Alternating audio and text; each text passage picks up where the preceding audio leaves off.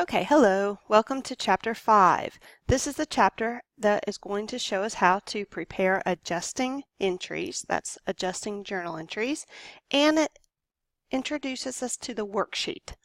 Alright, so we are going to learn how to prepare the end of the period adjustments. So, some things happen and nothing triggers us to make a journal entry. For example, we bought equipment and it begins to wear out.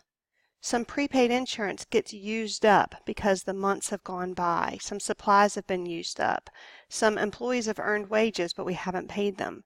These events haven't been entered into our accounting system, so at the end of the month, before we prepare our financial statements, we need to make adjusting entries to update for these items.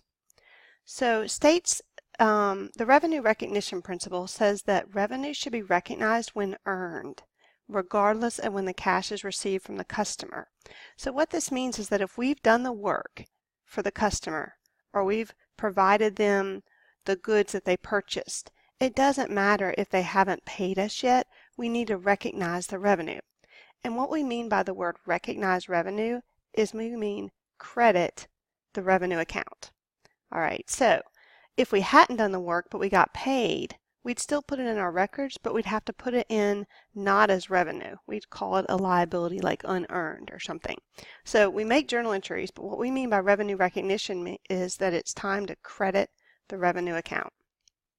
Okay, the expense recognition principle says that expenses should be recognized. That means we should debit an expense account when they are incurred, regardless of when the cash is paid. That's why at the end of the month, if you've been using your utilities and you owe your utility company, it doesn't matter if you haven't paid it yet, you go ahead and debit the expense and you credit a payable because it's time to recognize that expense.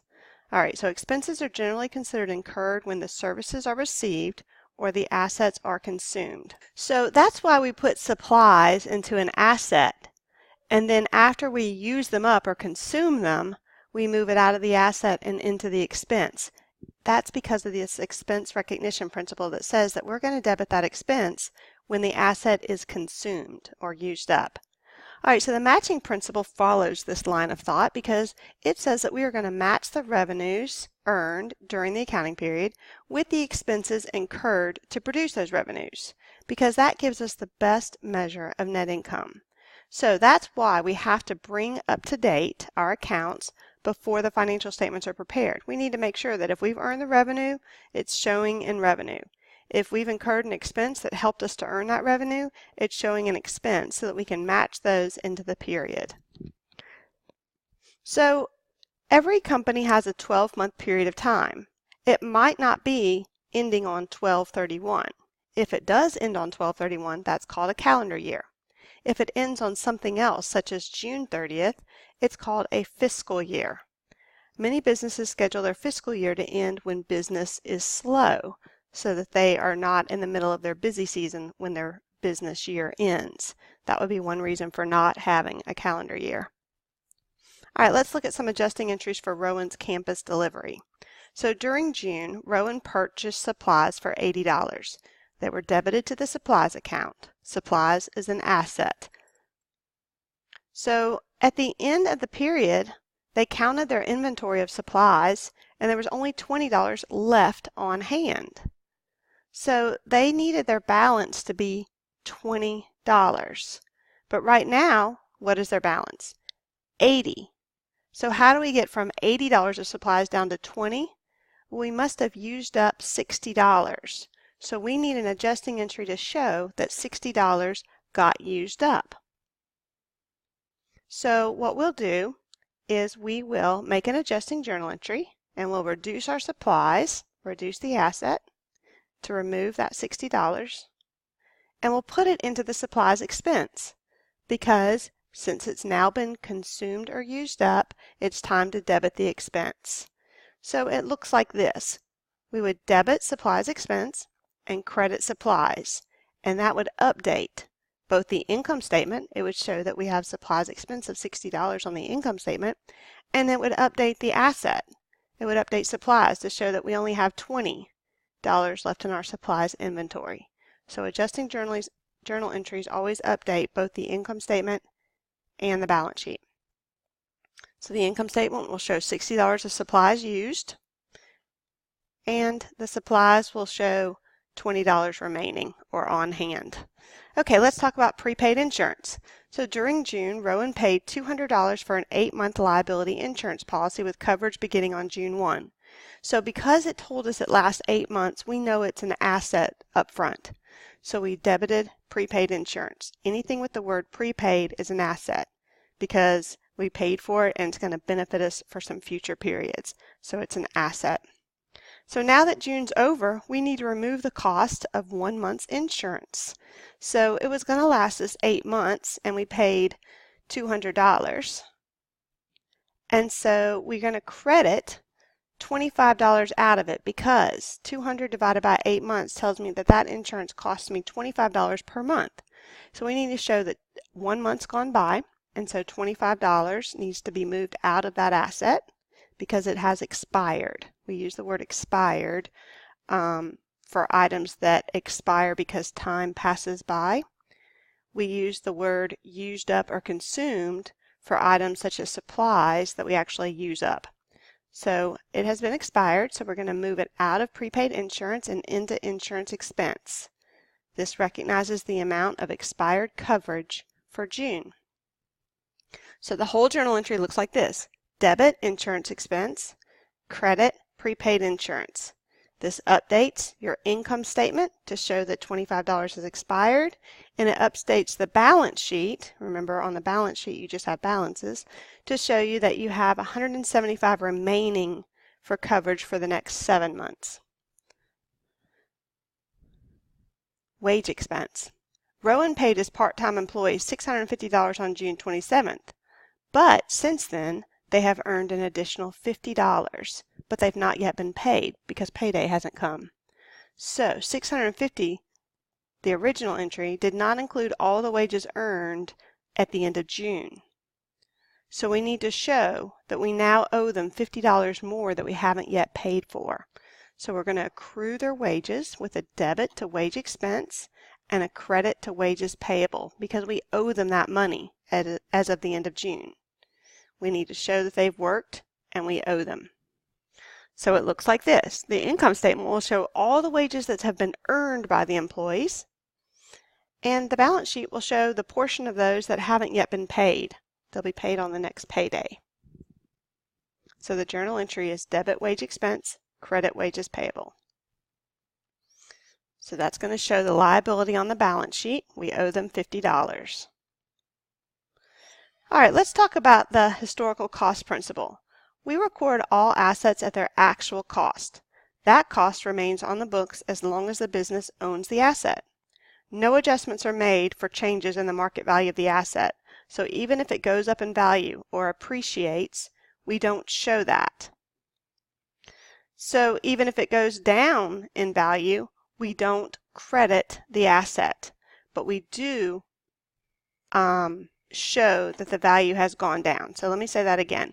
We never show a value going up because we're going to be conservative as accountants. So the best example is land. We never change land's value because it usually goes up, and we don't show that it goes up. But equipment does depreciate, so it does go down. So we will make an adjustment for that equipment going down, but we'll never touch the actual equipment or asset account. Instead, we're going to go through a different account, and I'm going to show you what I mean by that.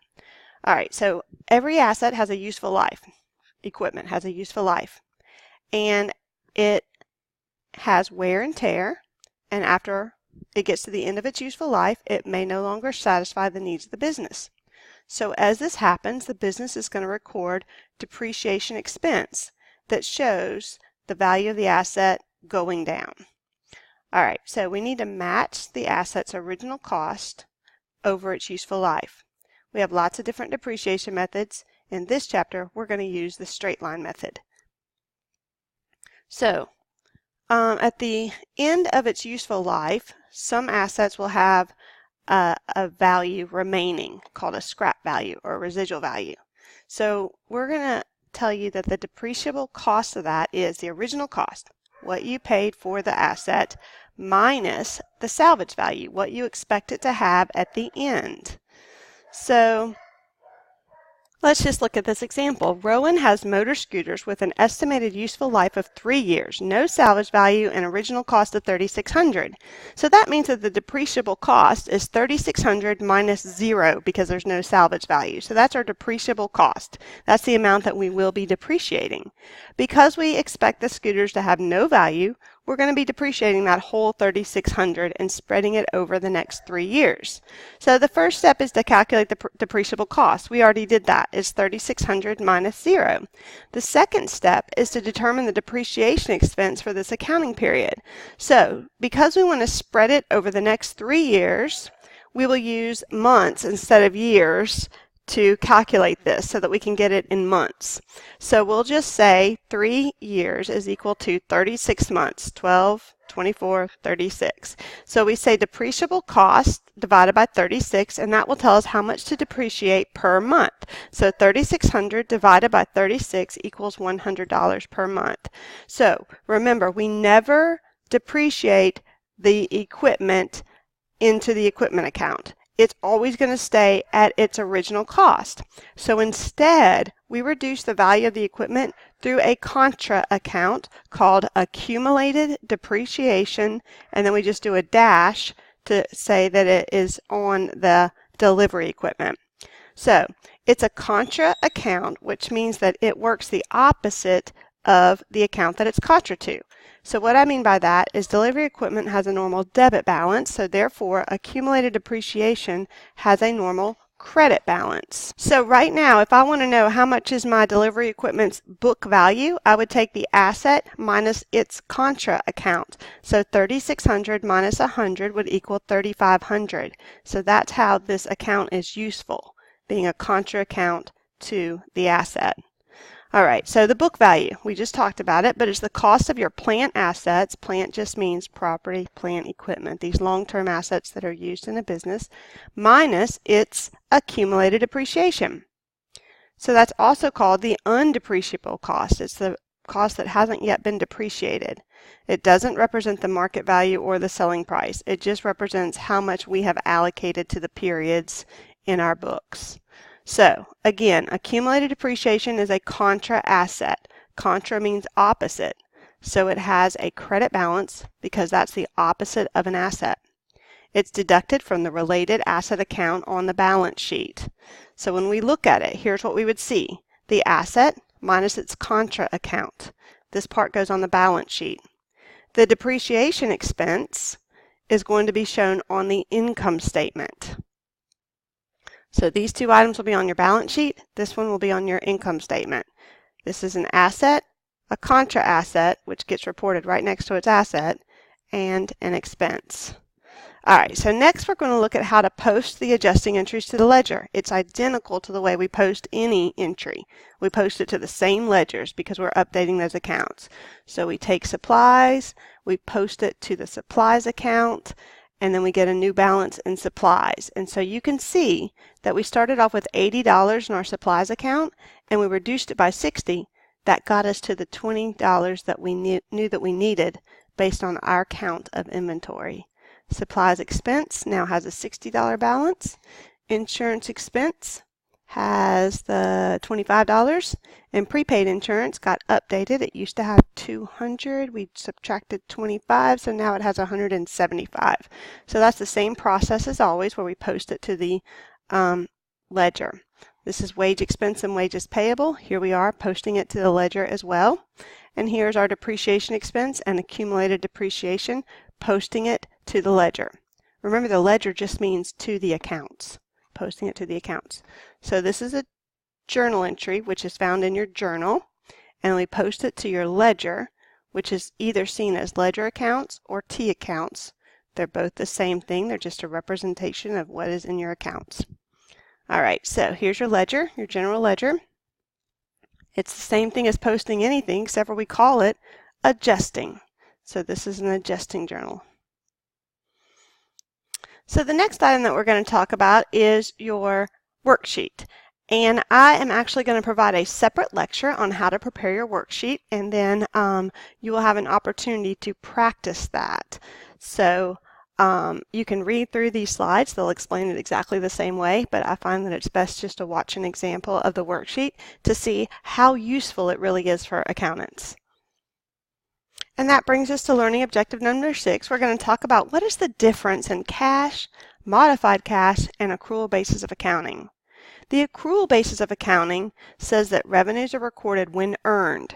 Doesn't matter when you get the cash. Expenses are recorded when incurred. Doesn't matter when you pay the cash. So therefore, we have to recognize receivables. That's when we earn it, but we haven't gotten the cash. And payables. That's when we've incurred an expense but haven't paid for it. It offers the best matching of revenues and expenses. It is the best method of measuring income for most businesses. However, smaller business organizations often use cash or modified cash because it's simpler and it simply doesn't, the benefit doesn't outweigh the negatives of measuring their income. So it's perfectly fine for a small company to use cash or modified cash basis. Accrual basis is required for companies that have to adhere to generally accepted accounting principles, GAAP. So accrual basis is required for big companies that have to go by GAAP. So cash basis is fine for smaller companies. They're going to record their revenue when the cash is received. Doesn't matter if they've done the work. Expenses are recorded when cash is paid. Doesn't matter if it's been incurred or used up. Similar to the accrual basis, if there are few receivables, payables, and the assets. It can vary significantly, though, if a business has many receivables, payables, and assets. So the modified cash basis combines aspects of the cash and accrual. A business uses the cash basis for recording revenues and most expenses, but there are exceptions made when cash is paid for assets with useful lives greater than one accounting period. So if cash is paid for equipment, buildings, supplies, or insurance, these are recorded as assets and adjustments are made.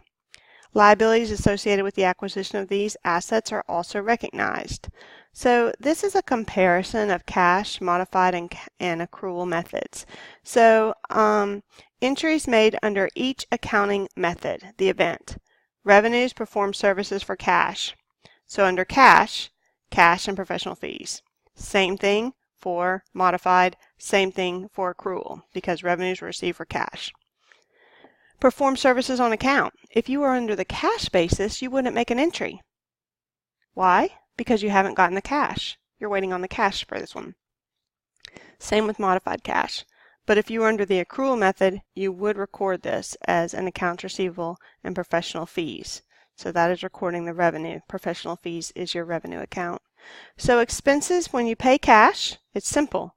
You record that the same under all three because you paid cash. But if you paid cash for prepaid items like insurance or supplies, then under cash, you would expense and cash. Under modified cash, you would prepay. So in other words, you wouldn't call it an expense yet, you call it a prepaid. Make it an asset. And same thing for the accrual method. So those are the differences in how we would account for these types of entries under these three methods of accounting. And it keeps going, so you may want to just read through these and then see if you have any questions. But in each of them, if cash is paid, all three have to do something. But if no cash has happened yet, you'll notice under the cash only method, no entry will happen because cash has not changed hands. That means you haven't paid it or you haven't received it. All right, that brings us to the end, so let me know if you have any questions.